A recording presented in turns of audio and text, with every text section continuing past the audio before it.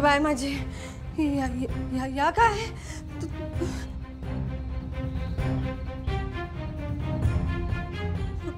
पत्रिका सर्वेश्वरा. या काय संकेत म्हणायचा.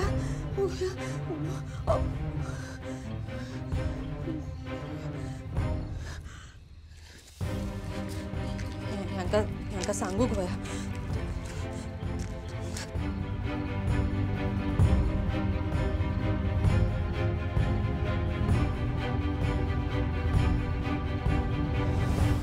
सर्वेश्वरा,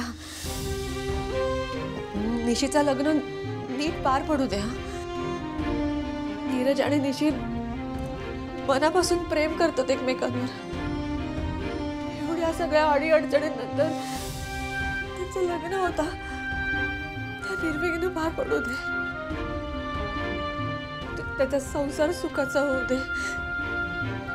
आमचा निशी लांब जाणारा आमच्यापासून कायम त्याच्या पाठीशी राहू.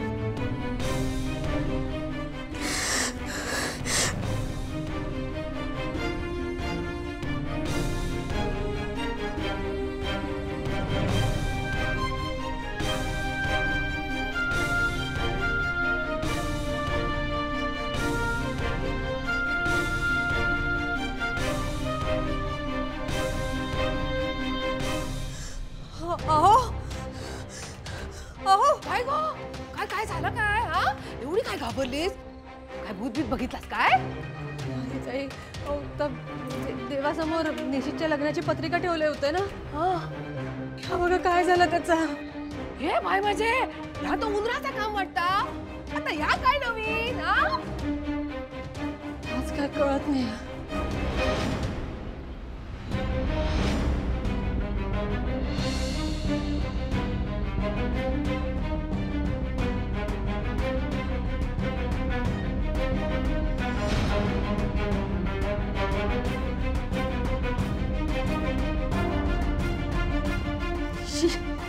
माझ्या श्रीनू सोबतचं लग्न मोडून नीरज सोबत लग्न करतस काय? पत्रिका पण छापल्या गेलं. नीरज सोबत जरी तुझा लग्न होता ना, तरी मी ह्यो असो तुमका सहज आनंद साजरा करू देऊचे नाही. कधीच नाही.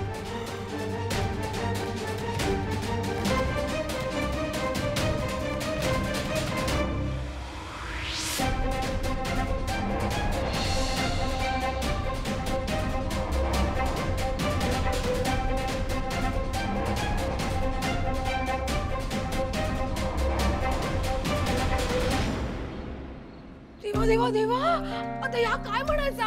हा नाही, पत्रिकेचा असा झाला म्हणजे ना काहीतरी अपशकुन झाला. वा, काहीतरी वाईट घडणार नाही ना ललिताई? गो नाही म्हणजे पत्रिकेचा या असा झाला ना म्हणून भीती वाटता गो. आधीच निशीच्या मागे काय कमी व्याप असत काय? माझा तर ना काळी धडधडू लागलेला.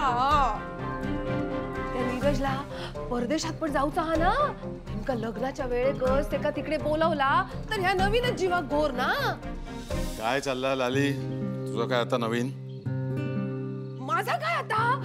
ह्या बघ पत्रिकेची काय अवस्था झाली आता.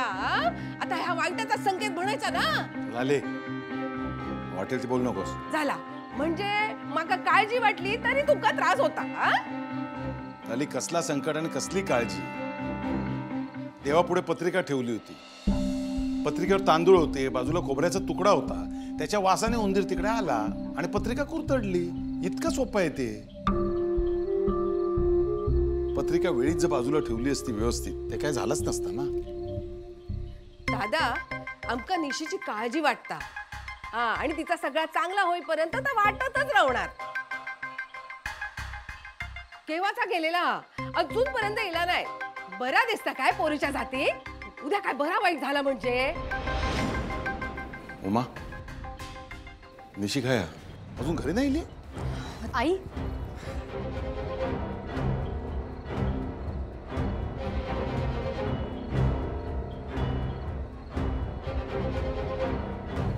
काय झालंय? नाही काय नाही. घे बाय म्हणजे ह्या कधी येला? आता मगाशीच दिला होता.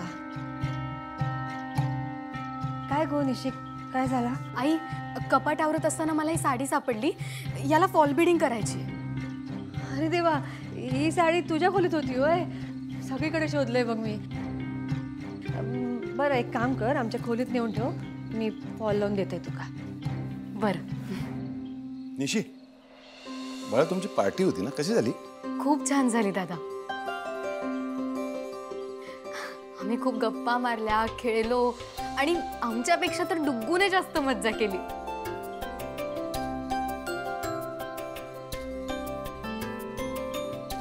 बाळा अशीच आनंदी आणि सुखात राहा.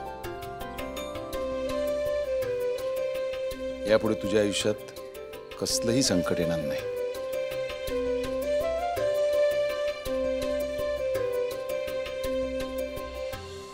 मंजू आत्या, मंजू आत्या, हे काय करतेस? अगं काय करते म्हणून काय विचारतेस? उद्या हळद आहे ना निशीची, त्याचीच तयारी करते. ही बघ, ही हळकुंड आहेत ना, छोटी छोटी कापून घ्यायची आणि उन्हात वाळवायची आणि मग कुटायची. दाईची म्हणत होत्या उद्याचा मुहूर्त चांगला आहे, उद्याच हे सगळं व्हायला हवं. पण हे असं कशाला करायचं? डायरेक्ट कुटायचं ना? कसं आहे, हे असे छोटे बारीक बारीक तुकडे केले ना की कुटायला सोपे जातात. पण मी असं हे पहिल्यांदाच बघते. म्हणजे माझ्या कॉलेजच्या 2-3 मैत्रिणींची लग्न पाहिली, त्यांच्याकडे तर डायरेक्ट तयार हळद आणून ठेवतात. हे असं कुटत नाही बसत. अगं हाच तर फरक आहे ना शहरात आणि गावात. गावात लग्न म्हणजे उत्सव असतो. शहरात कसं 1-2 दिवसात लग्न पार पडतं. पण इथे लग्न सराई बरेच दिवस सुरू असते. चला आता उद्यापासून निशीच्या लग्नाचा सोहळा सुरू होईल. चारू, तू पण हे सगळं नीट बघून ठेवा. दादा म्हणत होता की तो तुझ्यासाठी स्थळ बघतोय म्हणून. हे खरंय का ग? हे हो, खरंय. हो, पण तू तुझ्यासाठी गावातला मुलगा बघतोय. तुला आवडणार आहे गावातला मुलगा? का नाही आवडणार? मला काही चालेल. कुटुंब असं एकत्र असलं ना तरीही चालेल. अगं बाई, कशाला? एकत्र कुटुंब असेल तर आपल्याला आपल्या मनासारखं जगता येतच असं नाही. आणि त्यात समजा जर का तू चुकून धाकटी सून झालीस ना तर मग फार काही किंमत पण नसते ग. नुसतं आपलं कामाला झुंपून घ्यावं लागतं. आपण आपली इथे कामं करायची, बाकी सगळे लोक बसून खाणार फक्त. तुमच्या घरी उलट किती मस्त आहे. सगळे एकमेकांची काळजी घेतात, एकमेकांवर प्रेम करतात आणि कोण सख्ख कोण चुलत हे कळत सुद्धा नाही. अगं तुला माहितीये, आज आम्ही एक खेळ खेळत होतो. त्यात श्रीनूला प्रश्न विचारला, सगळ्यात प्रिय आणि जवळची स्त्री कोण? तर त्यांनी उमा आत्याचं नाव घेतलं. किती भारी आहे ना हे? अगं त्यात काय नवीन? श्रीनू लालीताईंपेक्षा उमाताईंजवळ जास्त होता. त्यांनीच तर मोठं केलंय त्याला. हो ना, म्हणून तर तो उमा आत्यांसारखा छान स्वयंपाक सुद्धा करायला शिकलाय. अगं तुला माहितीये का, त्यांनी तिकडे पास्ता सुद्धा केला होता. काय? श्रीनूने पास्ता केला होता? हो. कमाल आहे. आधी तर त्याला हे सगळं खायला सुद्धा आवडायचं नाही आणि आता पास्ता. अगं मंजू आत्या, तुला सांगते, तोच पूर्णपणे कमाल आहे.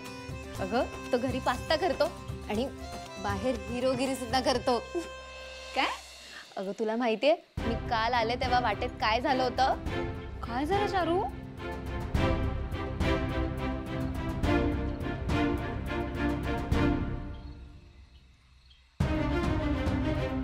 आणि ते पळून गेले. काय सांगतेस चारू? हो अगं खरंच. आत्या, श्रीनूची बायको किती लकी असेल ना? चारू, लहानपणी तू असंच सारखं आपलं श्रीनू श्रीनू श्रीनू करायचीस. आताही तेच करतेस. फार काही बदलली नाहीस तू.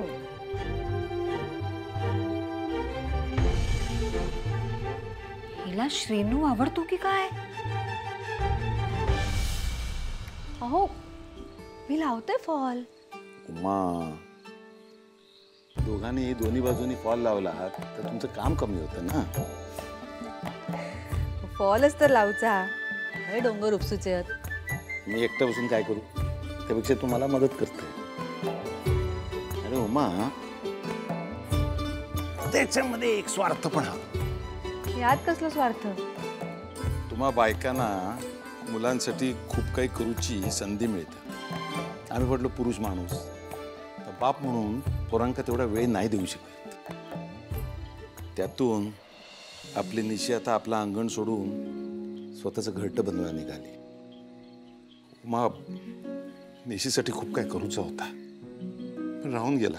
ठीक आहे, आता मोजकेच दिवस राहिले आहेत तर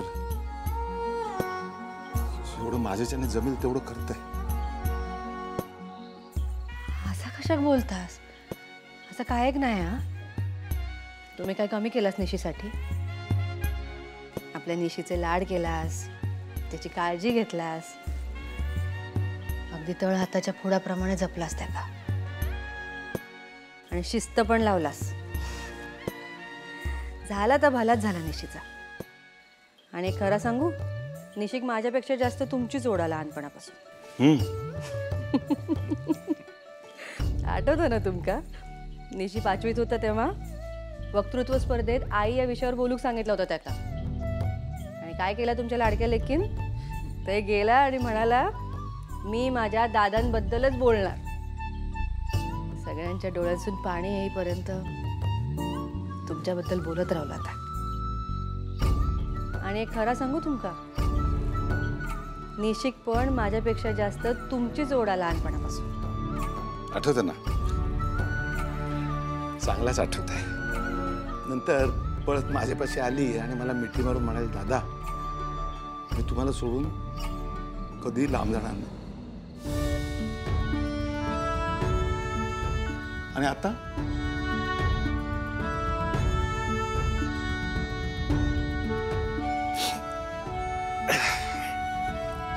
उमा तुमका आठवतं आपल्या एका देवळातल्या उत्सवामध्ये निशीचा पहिला नंबर आला होता. तर स्टेजवर गेली आणि म्हणाली हे बक्षीस मी माझ्या दादांच्या हातनंच घेणार, नाही तर बक्षीस नको मागणार. आठवला ना? आठवतं आठवतं. लेकिन का वडिलांची जास्त ओढ असते. मग कधी कधी वाटतं मी माझ्या निशिक जास्ती धाकट ठेवलंय का? ते का त्याच्या मनाप्रमाणे तिच्या मर्जीप्रमाणे वागू दिला? असं काय मनात पण आणू नका. असं काय एक नाही. हिऱ्याची जपणूक करूची असतात तर त्याका तिजोरीतच सांभाळून ठेवूक वया. शिस्त लावलाच तुम्ही निशिक, पण आज पण त्याच्या मागची काळजी त्याका समजता.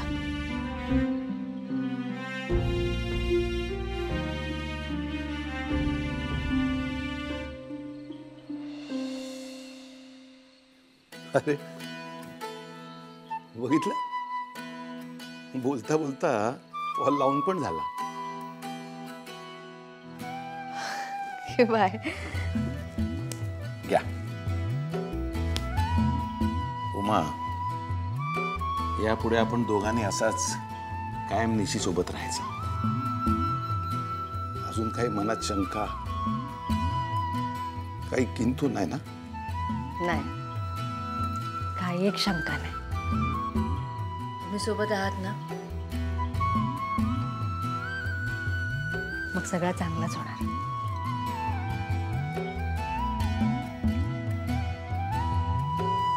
रघुनाथा, उमा, अरे चला तयारी झालेली रे. झाला मग तुमचा? मामा, अरे या 4च आहेत, 5व्या झाडाची डाळी राहिली. हे घे. असं कसं होईल? एक मिनिट हा, मला मोजू दे मका. 1 2 4. मग नजीब तू आणलं. नशीब काय नशीब, तसाच बांधणार होतस ना. आहे माका माहित हा, जर काय विसरलं ना तर कोणतरी आठवण करून नक्की देणार माका. आणि मामा बांधतो. तू बांधतस? बांध. व्यवस्थित हा. हा. अरे वा शिनू, ह्या तुका बरा जमता. हा? लग्नासाठी तयार झालंच तू. हा मामा, अरे आजवर एवढी लग्न बघितलीत मी गावात, मला असं वाटतं मी स्वतःच्या लग्नाची तयारी पण स्वतःच करू शकतो. कर बाबा कर, पण स्वतःचा लग्न स्वतः ठरवू नको म्हणजे झाला. ह्या बाबतीत माझा शिनूवर विश्वास हा. तो काय दादाच्या शब्दाबाहेर जाणार नाही. होय रे जायचे पण- बरोबर बांधलंय ना. होय होय होय थंड देऊन बांधला जावा दोघांनी. चल शिनू तुका आता मेड कशी बांधूची ना ता शिकवते. हा. दादा थेसर जाशील पलीकडे. हा. पलीकडे. या असा ठेवायचा आहे बघ जरा बरोबर मग बरोबर बरोबर बरोबर. बा शिनू हा. घट्ट बांधा. हा. बांधलास हो. आहे बघ कसा मस्त आहे ना. जमला. चला झाला सगळा. झाला झाला. आले आले. बंधू हा दादा झाली का तयारी? ह्या काय हो. चल करूया पूजा करू. हो काय सुरू करते?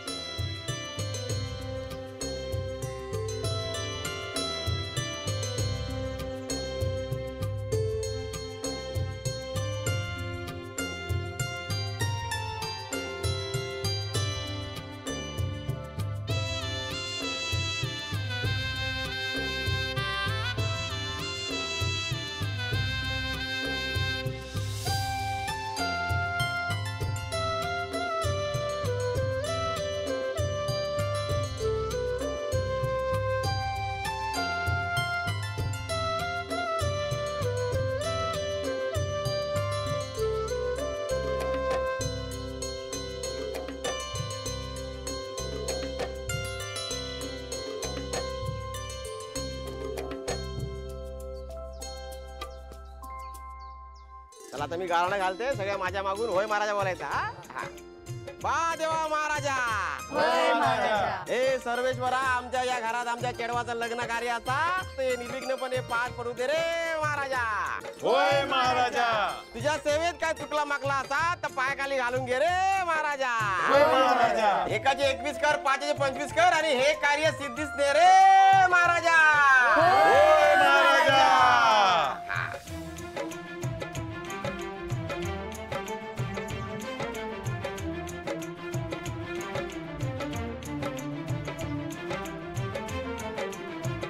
चला मुहूर्त मेळ रवली गेली. आजपासून लगीन कार्याक सुरुवात झाली. निशी लग्न तरी तयार ना आता एकदम मस्त पैकी. निशिताईचं लग्न. ऐक ना रे, ये ना खाली. पिणार. म्हणजे कामं पडलेत रे. लग्न. ऐक जरा जा आधी आंघोळ करून घे. किती वेळ फिरणार कसा पण आंघोळीला. अरे डुग्गू तुला कळत नाही का? कुठे लक्ष आहे तुझं? सॉरी सॉरी सॉरी सॉरी मी जातो आंघोळीला. डुग्गू अरे सांभाळून डुग्गू. काय ग चारू तुला काय झालं ओरडायला? अगं अजून सगळी आवरावर बाकी आहे आणि हळद कुटाच्या फंक्शनला मी काय घालू हेच विचारायला आले तर डुग्गूने सगळे कपडे पाडले. आता काय करायचं? सगळी इस्त्री सुद्धा मोडली. अगं तुझ्याकडे कितीतरी ड्रेस आहेत त्यातला एखादा ड्रेस घाल ना. एक मिनिट. अगं लग्न कार्याला तू ड्रेस का घालतीयस? मग काय करू? अगं अशा कार्याला साडी नेसावी. हा तू साडीच नेस छान दिसशील. अगं पण मी मोजक्यात साड्या आणल्यात. अगं मग माझी एखादी साडी नेस ना त्यात काय एवढं. हे बघ कसं आहे ना चारू आता 4 बायका येतील तुला बघतील आणि आपण आता तुझ्यासाठी स्थळ पण बघतोय ना. मग 4 लोकांच्या नजरा तुझ्यावर खिळून राहायला नकोत का? असंही लग्न घरातच लग्न जुळतं असं उमाताई म्हणत होत्या. ए लाजतीयस अशी आत्तापासूनच लाजू नकोस. मी काय म्हणते चारू आपल्या गावातल्या सबनीसांचा मुलगा आहे. मुलगा गावातलाच आहे पण कामाकरता पुण्यात असतो. एकुलता एक आहे हुशार आहे आणि समंजस सुद्धा. नाही नाही तसा नको म्हणजे बाहेर राहणारा मुलगा नको. आपल्या गावातलाच म्हणजे इथेच त्याचं सगळं असावं. अगं हा गावातलाच आहे पण कामाकरता पुण्यात असतो. अगं गावातलाच असावा म्हणजे एकत्र कुटुंब. तुझ्यासारखं एकत्र कुटुंब असलं तर मस्तच. मंजू आत्या मला ना असा नवरा हवा जो सगळ्यांसोबत मिळून मिसळून राहील सगळ्यांना सांभाळून घेईल.